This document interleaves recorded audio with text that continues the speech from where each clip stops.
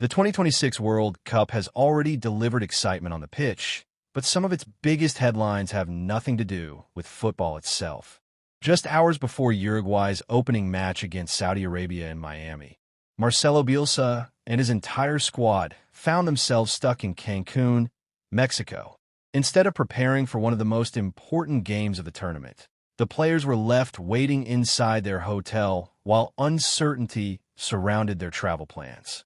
Reports emerged that Uruguay's charter flight had not received the necessary authorization to enter the United States. The Uruguayan Football Association later confirmed that the team's departure had been delayed because of circumstances beyond its control. The situation immediately raised serious questions because this wasn't an ordinary travel inconvenience. This involved one of football's most respected national teams, led by one of the game's most admired coaches. The squad included major stars such as Darwin Núñez, Federico Valverde, Rodrigo Bentancur, and Jose Maria Jimenez. Expectations around Uruguay are high, with many believing they could challenge the strongest nations in the knockout rounds.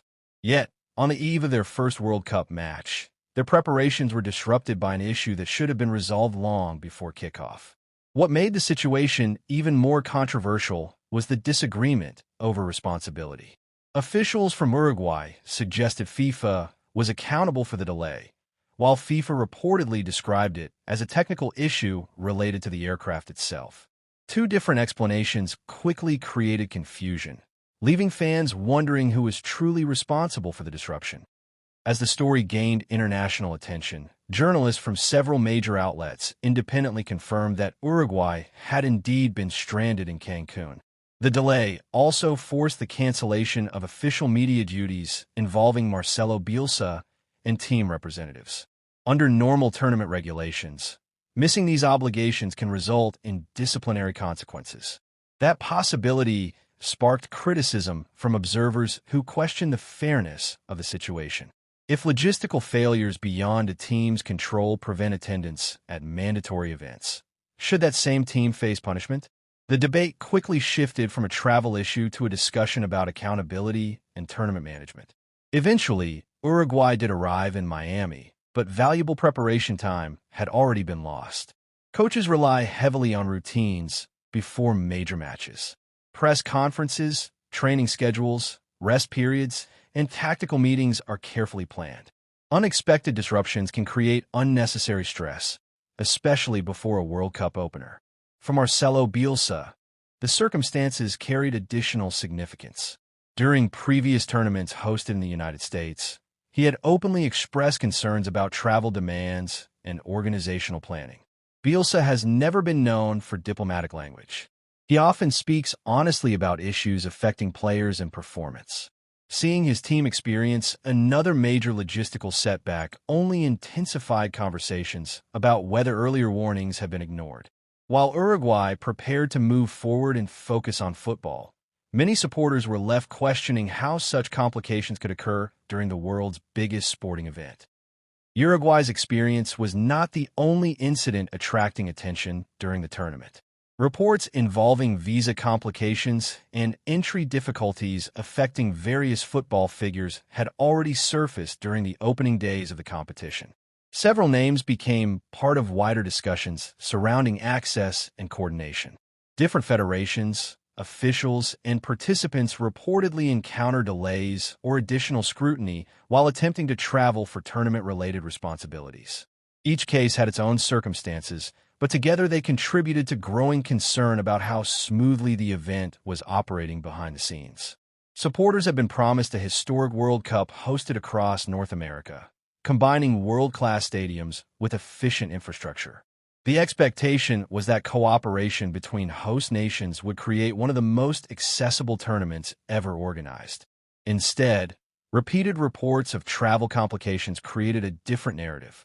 Critics argued that isolated incidents can happen at any global event, but recurring problems suggest deeper organizational challenges. Questions emerged regarding communication between governing bodies, host authorities, and participating delegations. Transparency also became a major topic, as fans demanded clearer explanations whenever controversies appeared. Despite these off-field discussions, the tournament itself continued. Matches were played, stadiums remained full, and players focused on delivering performances that inspired millions around the world. Yet, with each new complication, public attention increasingly shifted toward whether football's biggest competition was meeting the standards expected of such a prestigious event. Ultimately, Uruguay took to the field against Saudi Arabia, and the football itself regained center stage. The quality of the players involved ensured that fans still anticipated an entertaining contest. Darwin Núñez brought attacking threat. Federico Valverde offered leadership and control in midfield, and Marcelo Bielsa's tactical approach remained one of the tournament's most fascinating storylines. However, the events leading up to kickoff could not simply be forgotten. The disagreement over who is responsible for Uruguay's delay highlighted a broader issue: accountability. When problems occur during a global tournament worth billions of dollars, supporters naturally expect clear answers rather than conflicting explanations. Some fans believe governing organizations must accept responsibility whenever their systems fail to protect teams from avoidable disruptions. Others argue that large international events involve numerous agencies and that not every complication can be controlled by a single institution. Both perspectives continue to shape the conversation. What remains undeniable is that the opening week of this World Cup has delivered drama both on and off the pitch. Spectacular football has shared headlines with organizational controversies, creating one of the most discussed starts to a tournament in recent memory. As the competition moves forward, attention will remain fixed on two questions. Can the football overshadow the controversies? And will lessons be learned to ensure that teams and officials can focus entirely on the game itself? For now, supporters around the world continue watching closely, hoping that the rest of the tournament is remembered more for unforgettable moments on the field than unexpected problems away from it.